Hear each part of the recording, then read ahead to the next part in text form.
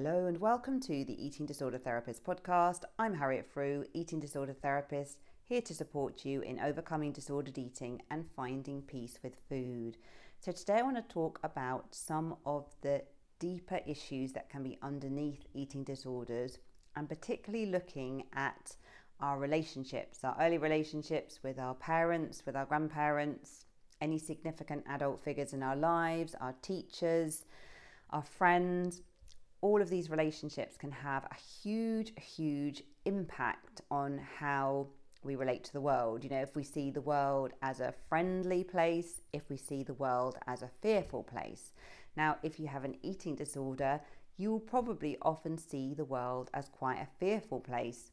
And that is one of the many reasons why you may be using food and a focus on your body as a way to feel safe and to cope.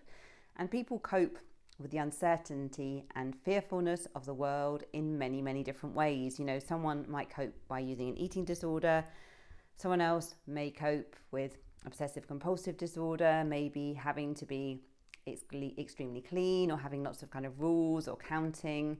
Someone else might turn to alcohol. Someone else might turn to drugs. There can be many different ways of coping. And I guess there is no sort of defined logic for why one person may use one coping strategy or one person may use another. You know, it's quite a complex interaction of our genetics, our environment, all the different things that come together. So as we grow up as children, we learn, you know, from the adults around us, from the people that we're interacting with, our roles and how we relate to others.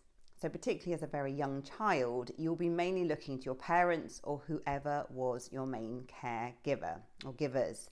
So you learn kind of a way of relating as the role as a child, the way you feel and act in relation to the parents. And we also learn, though, by example, how the parent behaves, how the parent responds, how the parent conducts their own life. So say, for example, if you have a parent who is very angry a lot of the time or feeling very frustrated, as the child, you may take on some of that anger and frustration because that will be modeled to you as very normal. Alternatively, the way you may experience a parent's anger when you're in your child role is that you may become very fearful and afraid of others. You may be prone to stepping on eggshells, worrying about how others are going to respond because you anticipate that someone is going to be very angry maybe and tell you off. So, and it's very different for each individual how we respond. You know, like if you have siblings, you may find that one sibling has responded more to the parenting you have received in one way, and maybe you have responded in a different way. There is no right or wrong, and it's very complex and interesting. So if you were brought up in a very secure relationship where you really felt that for most of the time you could trust the other person to consider your needs, take care of you, you're just going to see the universe as a much more friendly place, and you'll tend to carry that safety, that security, that trust in others into your adult relationships. Now, if you've had this, it's almost like a golden gift that you probably wouldn't even realize that you had. But, you know, if you're brought up feeling secure, feeling loved, feeling encouraged, feeling okay exactly as you are, you tend to go out into the world, you know, just assuming that people are friendly, that people want to get to know you, that people can be trusted, and you will go into your relationships bringing that kind of energy, and then you will tend to attract and interact with people that can also respond to that energy, and you will be more likely to form more trusting, secure, encouraging relationships.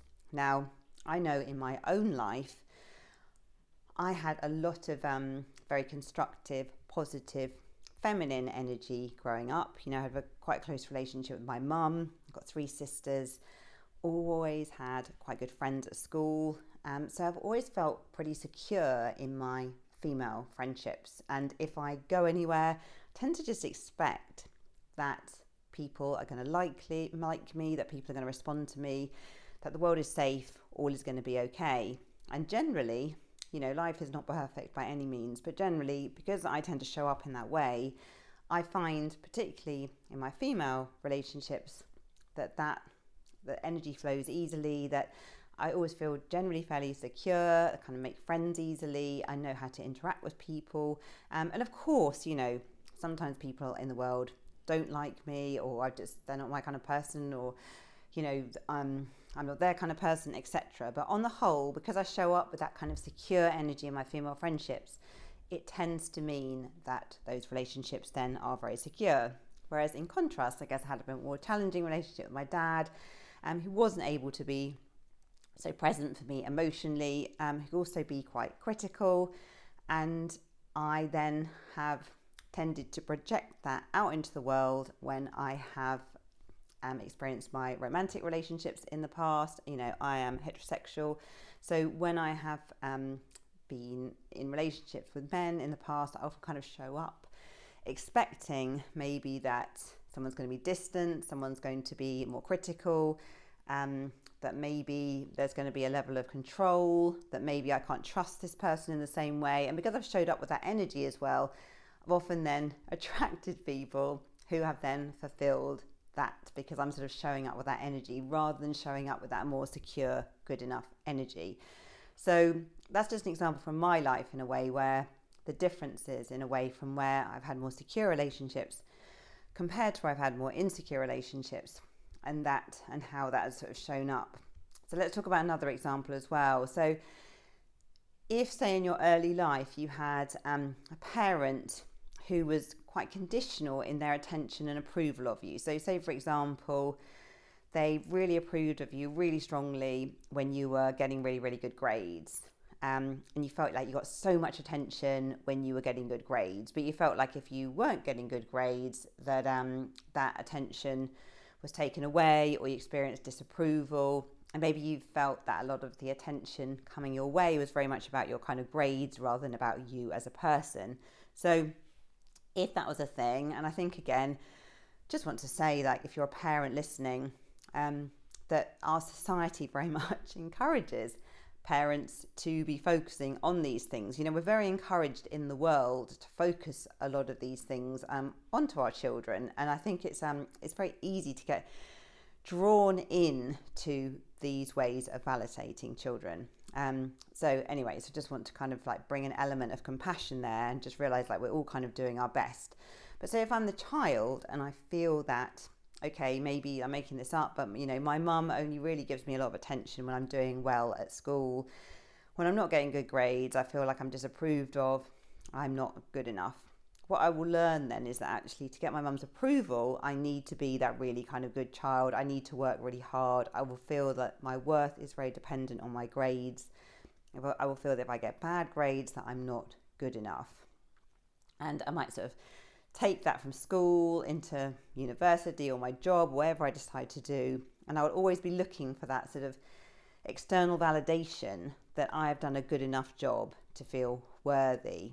And then also, as the sort of child growing into the adult, if I've had a parent who's been very conditional of me, I may become then very conditional of others.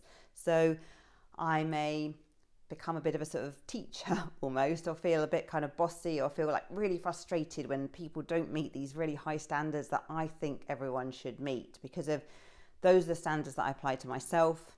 I kind of feel like, I'm only good enough if I meet these standards. So I'll kind of put those standards onto other people. And that's often quite unconscious as well.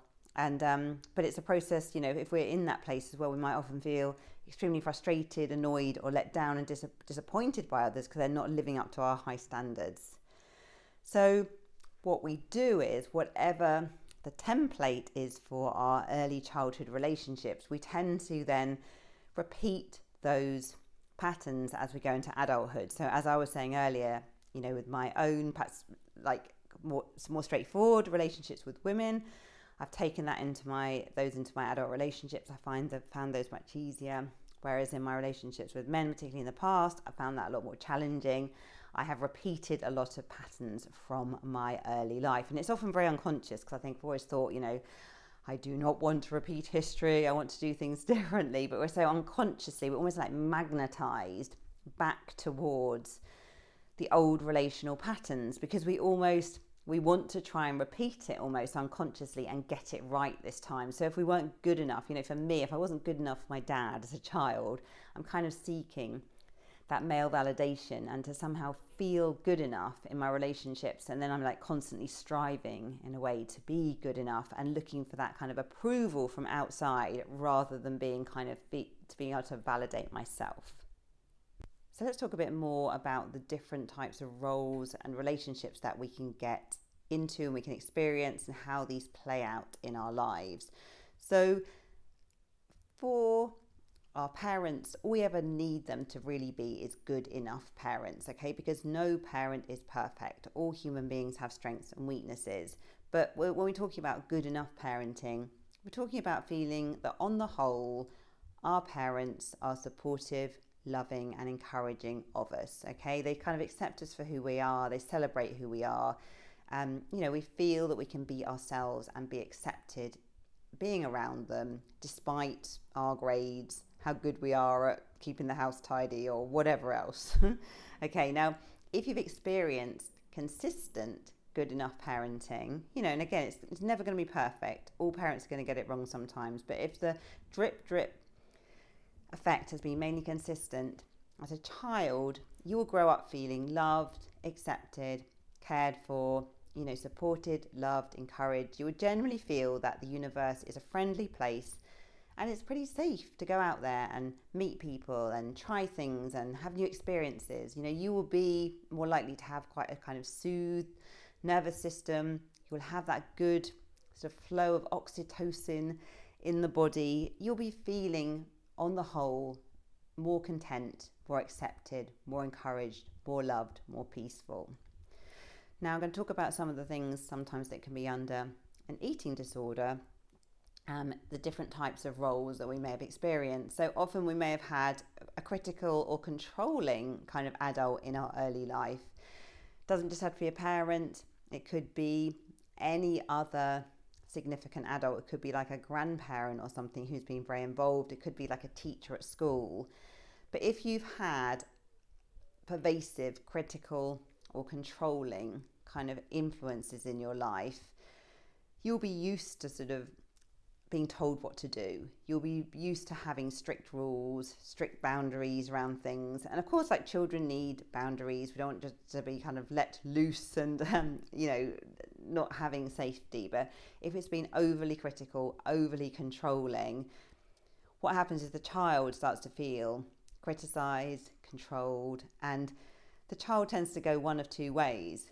You either tend to get a child who will really rebel, become the kind of naughty child, the difficult child, they may be labelled as the one that kind of stands up to the person, pushes back, or you tend to get the kind of good child who's very pleasing, who's very accommodating, who will kind of twist themselves to keep the harmony and do what the critical or controlling person is telling them to do.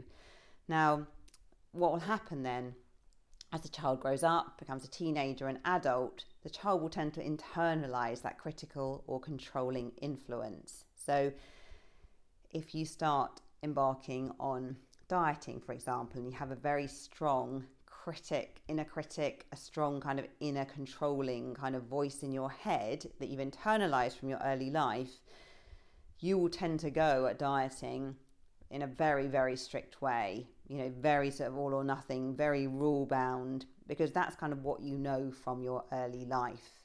And then when you don't conform to your rules, you may feel like the good child when things are going well and you are conforming to your dieting rules. But when it all feels too much and you feel that you're then starting to rebel against that kind of inner part of yourself, you may really act out, you may binge, you may chew and spit, you may purge, you may really sort of push back, and that's how the eating disorder behaviours can be played out. So quite interesting. And a lot of this is just really unconscious. I don't think anyone's thinking, right, I'm going to develop an eating disorder and become really critical and controlling and harsh at myself. That's not really the way it works. Okay. So another one is perhaps if early parental figure has been neglecting or overlooking, maybe, they haven't perhaps been able to give you the attention you needed. Now again, sometimes people may have received like a lot of physical care. They may feel very, very loved, but they may have just not had their emotional needs met. And this doesn't always mean that parents are really sort of terrible and have consciously done this, on purpose. Sometimes it can be if you're from a large family maybe and your parents are looking after many siblings, they don't have time often to just really tune in to what each child is needing. You could have a sibling who has maybe special needs or learning difficulties, or is struggling with something and needs a lot of attention, so maybe you didn't get your needs met. It might be that your parents have to work a lot because they're trying to keep a roof over your head. Could be for multiple reasons. Maybe parents looking after elderly grandparents or something. It can be all kinds of reasons sometimes why you don't get your emotional needs met. It's not so obvious often. And if you don't have someone in your life, particularly in those early years, who's very attuned to you, who can help you to understand your feelings, who's interested in you, who kind of invests in you, kind of notices the things that you enjoy, who responds to you. Just imagine the value of all that drip, drip, drip constructive attunement of having someone in your life who's very, very focused on you in a helpful way. If you've had that kind of mirror held up to you of someone who's really helped you understand yourself, help you tune into your feelings, help you to understand your own voice, your likes, your dislikes, etc. If you haven't had that mirror of that consistent adult reflecting that back to you, can often feel very confused and overwhelmed by your feelings. You haven't really got a strong, perhaps, inner sort of self-trust. You can feel, a bit at sea in the world, really. And you can just feel as well, perhaps, I don't really matter. I'm not really important. People just don't care. And then that will kind of show up in the world as well in terms of how you then treat yourself. If you feel from your early life that you just weren't important, that people didn't really care, that you're not really that worth bothering about, you will tend to then bring that into your own self-care as an adult. Like, you probably won't be doing a lot of self-care. You probably will think, well, I'm not that important. I'm not really worth it. You may kind of run around looking after everyone else. You may just not be attuned to your own needs. So I think, again, that is something that kind of shows up quite often in eating disorders. And the next one, I guess, is a kind of, one that some people have experienced, some people won't. But if you have someone who's actually actively abusive in your early life, so if you have experienced emotional, physical, or sexual abuse as a child, you're holding real trauma in your body, your boundaries have been violated, you're not going to have a lot of trust in yourself. You're not going to have a lot of trust in humans. You're not going to have a lot of trust in the world. And this can very much show up with eating disorders, because if you've experienced abuse as a child, you can really feel undeserving, unworthy. You can just really feel like not good enough. There's something really wrong with you. And then if you can imagine as well as a child coming into sort of adulthood, if you've then internalized a lot of those beliefs and you start to direct that on yourself, eating disorder behaviors can be a way that you really play out almost that kind of self-abuse by sort of severe restriction, severe kind of binging, all the different things, all the different ways that it can show up, things like taking laxatives as well, like over-exercising. All these ways. And I guess as well, you might be listening and thinking, well, I haven't experienced abuse and I'm doing those things. But it may be as well that, I guess, abuse is a spectrum as well, isn't it? And maybe you have experienced, though, a lot of criticism or not feeling good enough, or a lot of kind of like conditional, over-controlling influences early in your life. And that is how, you've internalized that, and it's manifesting itself through eating disorders. So those are just a few examples. I mean, there are many kind of different ways that we can relate. I have just sort of touched on a few here. Another one that's just worth talking about, I guess, which is not really talked about so much in day-to-day life, is envy as well. If you've had a person in your early life who's been envious of you, who has, maybe you could have had a parent who had a really difficult, early life, maybe very limited opportunities, have never fulfilled their potential. and they could feel quite envious of you as their child, and I don't think any parent consciously wants to feel envy. I think it's very much associated, isn't it, envy with like sort of Snow White and the Wicked Queen, and it's kind of an emotion that I think we can feel quite ashamed of feeling envious.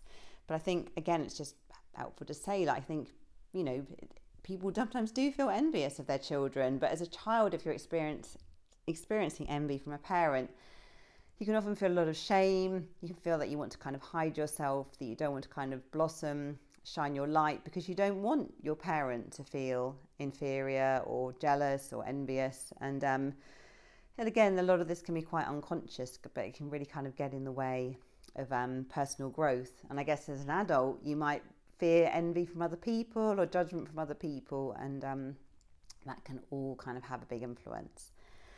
Okay, so I think I'm going to finish there for today, but giving you a little sort of overview. So I've got a little tickle in my throat and I'm trying not to cough, so that's why my voice is quivering a little bit. Okay, so if you're not following me already on Instagram, do seek me out at eatingdisordertherapist_. And for further support with your relationship with food, do go to the eatingdisordertherapist.co.uk. If you enjoy this podcast, I would be so grateful if you'd follow, rate and review, as it helps it reach so many more listeners. Thank you so much for listening. I look forward to sharing another podcast episode with you very soon.